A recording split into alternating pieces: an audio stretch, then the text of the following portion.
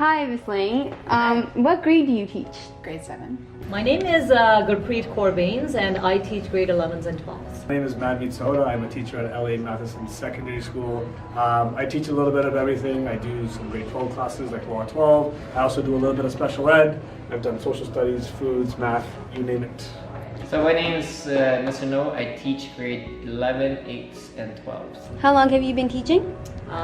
15 years. For 10 years.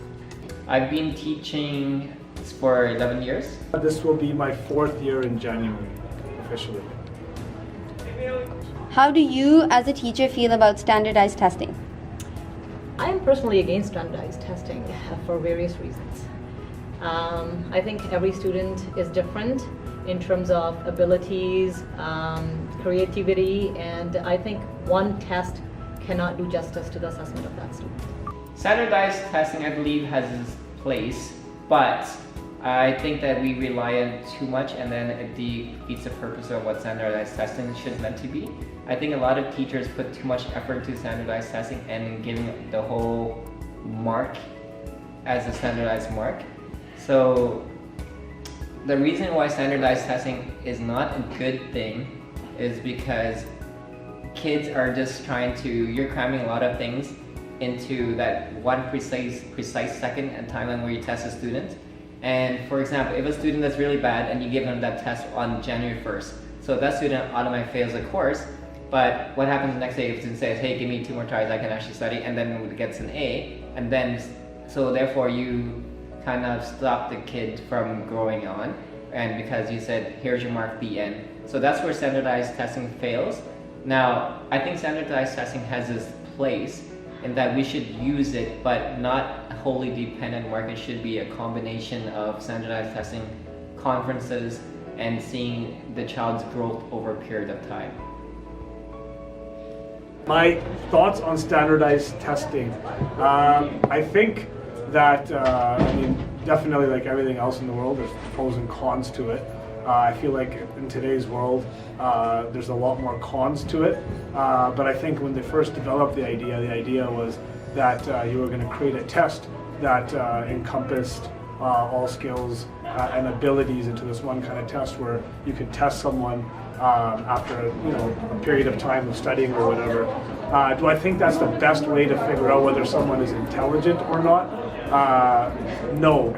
I think that it's not the best way to figure out whether someone is intelligent or not or smart or not. I think, honestly, in my honest opinion, it's probably the easiest way to do it, which is why they have done it for so many years. But I think they're finally getting to the point where they're realizing that it's probably not a fair assessment of whether someone is intelligent or not. And then obviously that impacts students and children because they base their own self-worth or self-intelligence on whether they do good on these tests or not, right? You're not going to find out, a good artist is not going to be able to, you're not going to be able to find that out in a standardized test. And, being a good artist is intelligent in its own way. So because of that, it's very limited. So FSA is one of the most common standardized tests in elementary school. Yes. What are your thoughts on that?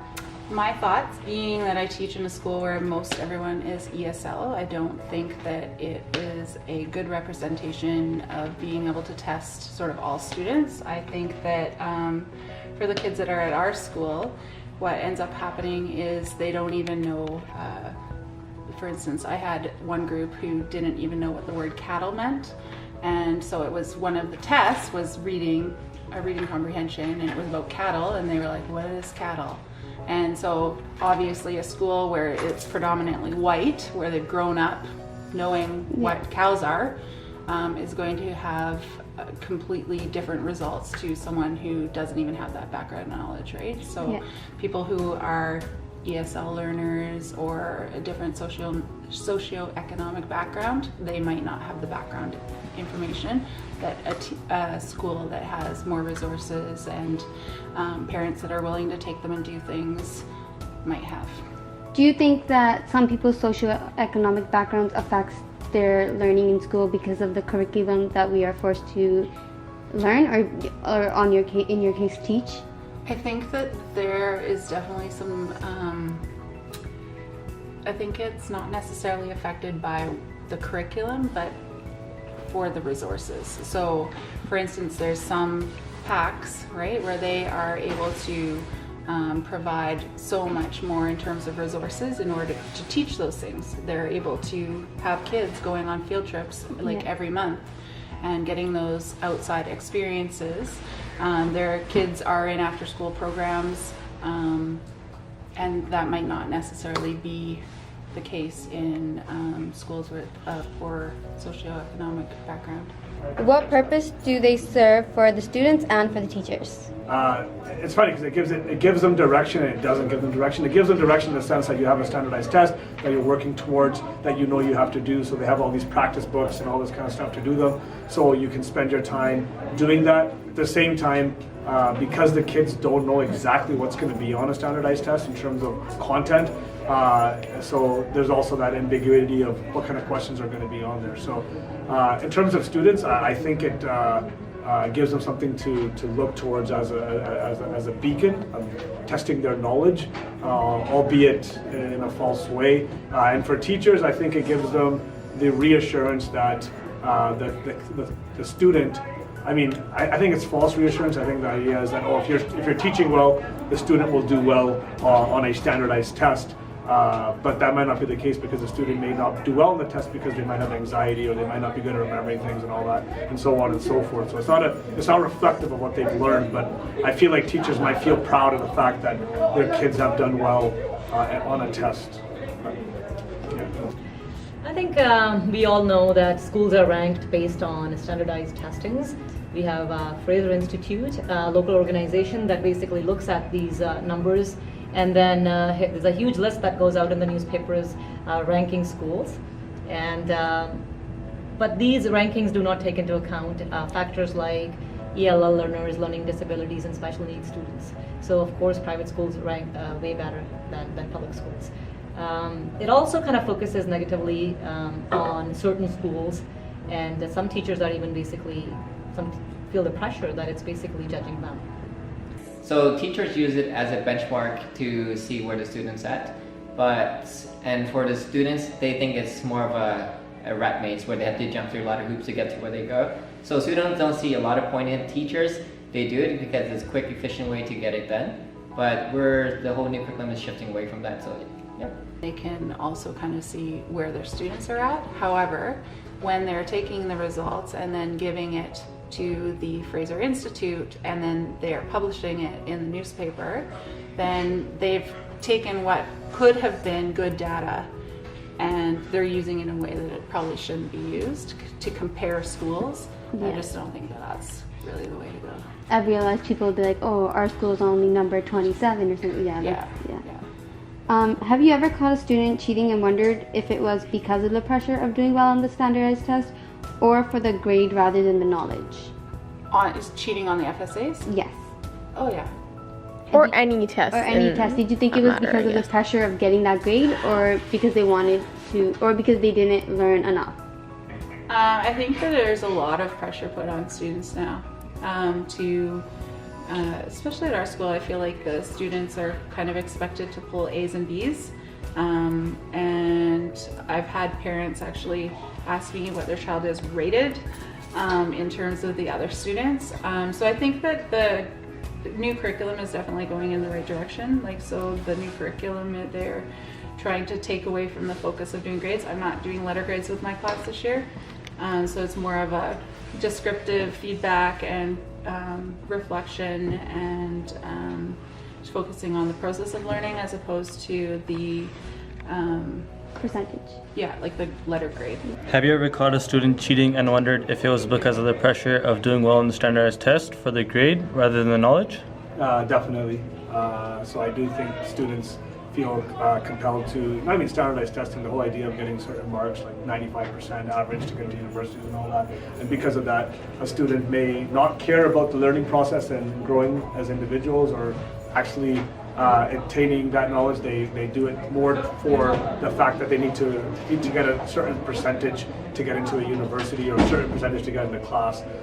So I feel like definitely there's a lot of pressure there for the students, and if they have an easy way out, then they will take an easy way out. But that sucks, because the kids don't focus their energy their strength or their emotions and stuff to actually learning what they need to learn. And the sad part about that is when they're done schooling and all that kind of stuff, they're not actually going to have attainable knowledge. Have you ever found yourself teaching to the test? What I mean by that is just giving the students the knowledge they need to pass the test rather than learning the ins and outs of the topic. And what's your opinion on that? Well, I could see back in the day when we had provincial exams for certain courses, I know that teachers were tied with what they had to do and make sure that the kids were able to do on a certain test, which was standardized, of course. Yes, teachers were tied in time. We couldn't spend time on inquiry or creative projects because we were tied down to do or cover certain things on standardized tests. So yes, creativity goes down with those tests. The answer is if it's provincial exam, a lot of teachers are going to be pressured to teach to the test because they want their students to do well, and at the end some teachers feel that they're being monitored by administrators. So if a teacher class averages 50%, let's say, they may feel that they didn't do their job right, so they rather just stick to the test and teach exactly what's on the test instead of going really out of the way. So because now we're removing the standardized testing, we have more room flexibility to teach the course the way it was meant to be. Yes. So basically the very second year that I did FSAS, I was like, you know what, I'm going to prove that I can actually just give them what they need and do really well on it. Just to kind of prove to myself, hey, this is kind of like to prove a point. Yeah, if you want me to teach the test, I could teach the test and they can do well, but I'm not going to teach like that. And they did quite well that year. But I've never really done that again. But then you probably realize that teaching to the test is probably not as good as teaching like the whole topic, kind of? No, it was just because for FSAs you kind of need to like we did a lot of practice ones. Yeah. So we kind of had them, if you do the practice ones, it's kind of similar question style. And they get used to kind of doing the multiple choice questions and the way the writing works and that kind of thing. So I just kind of did it to kind of prove a point, but I don't think it's definitely the best way to do it. I like that you said that you did it and then you realized that there's better ways to go rather than just like giving the students that information just to like better yourself, because you know some teachers might want to get their class at like a higher percentage than other teachers. I don't know if that's a thing. I don't really care about that, but I think that there's sometimes some pressure on principals to do that kind of thing, and so I just kind of wanted to prove a point. Oh yeah, I can make the kids do good, but you know it's at the cost of doing all this other stuff that we might be doing. So I personally would rather spend my time focusing on other things than teaching, so that they can do well on the FSAs, which really the results mean nothing to me. I don't even look at them. I encourage the parents to not look at them. I think they're a waste of time. As a teacher who is also a parent, do you think standardized tests help you determine how your child is doing in school? Actually, no, and that's the reason my kids never wrote the FSA test. I always actually wrote down a letter and saying I would like them to basically be excused. Do you have any final thoughts or advice for teachers or students? As I already said, that when teachers have the liberty to do things or have the time to actually work on skills and not just the curriculum and teach to a test, I know in certain schools, private schools, there's a lot of pressure of meeting those outcomes. So a lot of time in class is spent teaching to the test. So kids are practicing writing FSAs, kids are actually spending time, 2 hours of them, practicing this test that they're going to be writing on Monday. And I think that takes away time from actual teaching. Okay, thank you, Ms. Baines. Thank you. Do you believe if a student who does well on a standardized test, they are smarter than a student who does poorly? The answer to that is before I would have said maybe yes, but now the answer is going to be no, because standardized testing only measures what you know in that 1 second in time. It doesn't measure you if you are good overall, because for example, I can ask you to go home and memorize something and give you a test the next day, and if 4 days later you can't remember it, you're the same as the person who failed the test. So the answer is no. It doesn't do it justice. Certain kids are not good with tests. They have anxiety and they shut down. In fact, I have seen kids that are doing really well in class. As soon as a test is announced and those 1 hour test is given, they fail to show what they know on that test. So what's your opinion on the fact that provincial exams do not exist anymore? I think provincial exams have some purpose to it, But I think the flaw behind provincial exams is there's too much weight put on provincial exams. Because of that, there's too much pressure and too much things, and then if a student does bad on provincial exams, their whole life is kind of ruined. So provincial exams, I think, is a good way indication to keep teachers accountable. Yet at the same time, I think it should be the weight is too high. We should take provincial exams into consideration, but lower the weight, but in conjunction have other things to look at also. Do you have any final thoughts or advice for even parents or teachers about standardized testing? Or? Yeah, I say opt out. Do not make your kids do FSAs. There's a letter that you can send home and they can sign it, and then they don't have to rate it. That's so amazing. I would say do that. Thank you so much. And stand strong in that too. Like I had one group where they almost all opted out, and then one of the BP actually phoned the house and convinced them. Oh yeah, you need to be doing this, and they changed their minds. They waffled, and then they came back to me and they were like, "We were bullied into saying yes." And I'm like, you need to like stand firm. Because sometimes like parents feel the need that when they hear a teacher say, "Oh, this is good for your student," they'll be yeah. And I think that's what it was. So it was coming from the principal. Oh, you need to do that, but it's because the principal gets pressured from the district. Oh, you need to have your kids doing this test, right? And it's just, I don't know, it's stupid because they're not using the results in the way that it was supposed to be used. As a teacher who is also a parent, do you think standardized tests help you determine how your child is doing in school? Actually, no, and that's the reason my kids never wrote the FSA test. I always actually wrote down a letter and saying I would like them to basically be excused. Do you have any final thoughts or advice for teachers or students? As I already said, that when teachers have the liberty to do things or have the time to actually work on skills and not just the curriculum and teach to a test, I know in certain schools, private schools, there's a lot of pressure of meeting those outcomes. So a lot of time in class is spent teaching to the test. So kids are practicing writing FSAs, kids are actually spending time, 2 hours of them, practicing this test that they're going to be writing on Monday. And I think that takes away time from actual teaching. Do you have any final thoughts or advice for other teachers or students?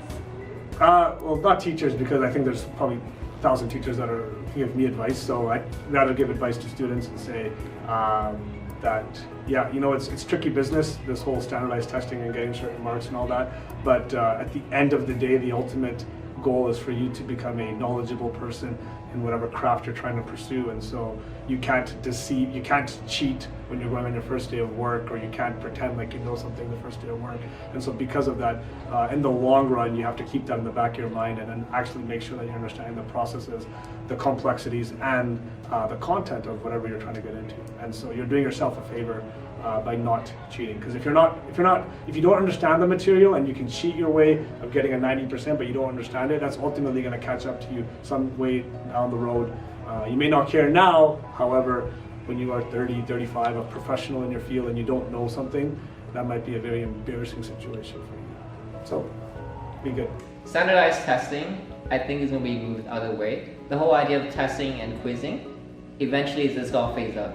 Eventually, they will have this purpose, but the way we test and quizzes are not, they use it as more of a summative score, not a formative score. The future of assessment will be in terms of formative assessment, which focuses on the child's growth over time versus a snapshot in time or where they are. So, yeah. Thank you. My name is Snow and I approve of this message. That's perfect. That's perfect. Can you perfect?